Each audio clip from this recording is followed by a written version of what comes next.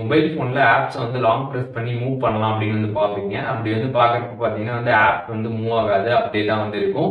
இந்த மாதிரி ப்ராப்ளம் உங்களோட மொபைல் ஃபோன்ல ஃபேஸ் பண்றீங்க அப்படின்னா, அதை எப்படி சால்வ் பண்றது அப்படிங்கிறத டீடைல்டா பார்க்க போறோம். பார்க்கறதுக்கு முன்பாக சேனலை சப்ஸ்கிரைப் பண்ணிடுங்க.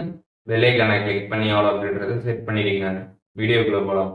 ஆப்ஸை லாங் ப்ரெஸ் பண்ணி மூவ் பண்ணலாம் அப்படின்னு பார்ப்போம். அப்போ மூவ் பண்ணுறப்ப பார்த்தீங்கன்னா ஆப்ஸ் மூவ் ஆகாது. ஹோம் ஸ்க்ரீன் லேஅவுட் லாக்டு அப்படின்ற மாதிரி வரும். இல்லாட்டி எந்த ஒரு இன்டிமேஷனும் வராது. நம்ம ஜஸ்ட்டு லாங் ப்ரெஸ் பண்ணால் பார்த்தீங்கன்னா ஆப்ஸை பார்த்தீங்கன்னா எங்கேயுமே மூவ் பண்ண முடியாத மாதிரி வந்திருக்கும். இந்த மாதிரி ஒரு ப்ராப்ளம் வருது அப்படின்னா ஜஸ்ட் அதை ஈஸியாக சால்வ் பண்ண முடியும். ஜஸ்ட் உங்கள் மொபைலில் இருக்கக்கூடிய செட்டிங்ஸ் ஆப் ஓப்பன் பண்ணிடுங்க. ஓப்பன் பண்ணிட்டு அதில் ஹோம் ஸ்க்ரீன் அப்படின்ற ஒரு ஆப்ஷன் பார்த்தீங்கன்னா கொடுத்துருப்பாங்க. சர்ச் பண்ணியில் அந்த ஆப்ஷனுக்குள்ளே போயிடுங்க. அப்படி இல்லைனா ஸ்க்ரால் பண்ணிங்கன்னா அந்த ஆப்ஷன் வந்துடும். அதை கிளிக் பண்ணிங்க அப்படின்னா ஹோம் ஸ்க்ரீன் லேஅவுட் அப்படின்ற மாதிரி கொடுத்துருப்பாங்க. லாக் ஹோம் ஸ்க்ரீன் லேஅவுட் அப்படின்ற அந்த ஆப்ஷன் பார்த்தீங்கன்னா ஆனில் இருக்கும்.